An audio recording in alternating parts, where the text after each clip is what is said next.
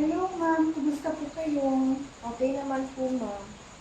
Nakita ko nga po pala yung lab results ninyo i-forward sa akin kanina ng aking secretary.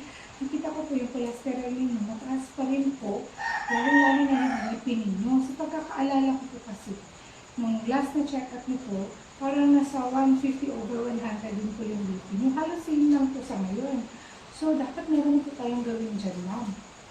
Actually po, ma'am, sinubukan ko po talaga na maiwasan ang pagtaas ng BP ko po at regular annual check-up po. Kaya ngayon talagang may nararamdaman na po akong kakaiba sa aking katawan ilang linggo na po.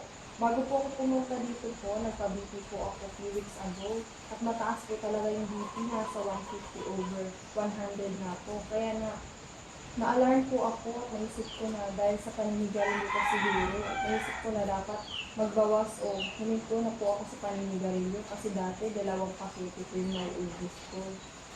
It's a good sign, ma'am, to start na po ng ating, yung paghinto po ninyo ng paninigarilyo. So, lalo pa ganyan, naisip nyo ng huminto. So, pwede pong, sa tingin nyo, kung gusto niyo, pwede natin pagplanuhan after 30 days or next 30 days, yung plano natin na smoking cessation program. Kung sa tingin nyo kung ready na po kayo. Yes po, gusto ko na po talagang huminto kasi iba na po talagang nararamdaman ko para healthy lifestyle na po at hindi na ang problema lang po, hindi ko po alam kung saan magsisilip ang umpisa.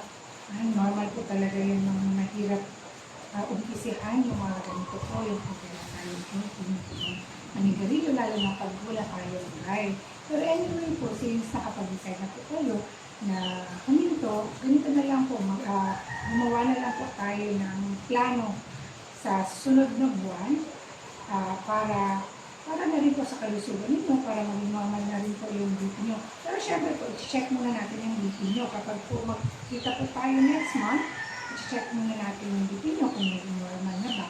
Then that's the time din po, pwede na tayong mag-umpisa ng normal na ating smoking cessation program. Okay lang po ba sa inyo? At saka, baka po minisip ko yung special day na isabay kung kailan nyo gusto nito.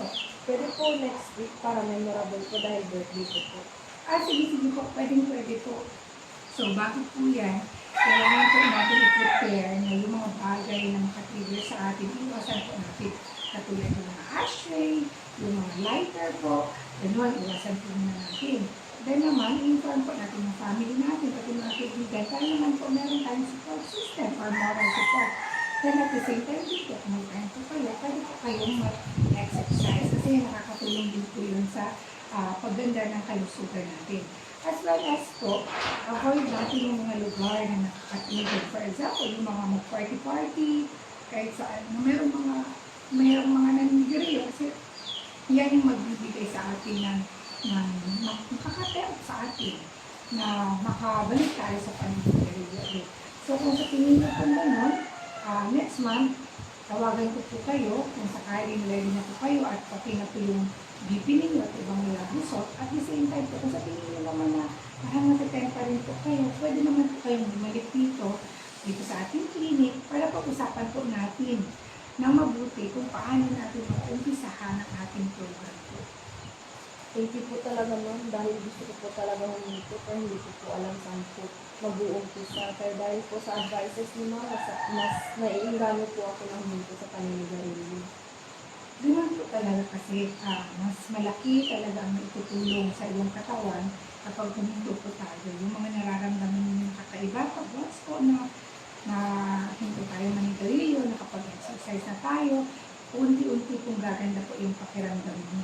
So, gano'n na lang po, ma'am, tawagan na lang po kita kung sakay after a month para pag-usapan po natin yung schedule po ng inyong pag-umpisa sa ating smoking cessation program. Hindi po, ma'am, thank you po. Okay, maraming salamat, ma'am. Hopefully, nakita po ulit tayo. Opo, ma'am.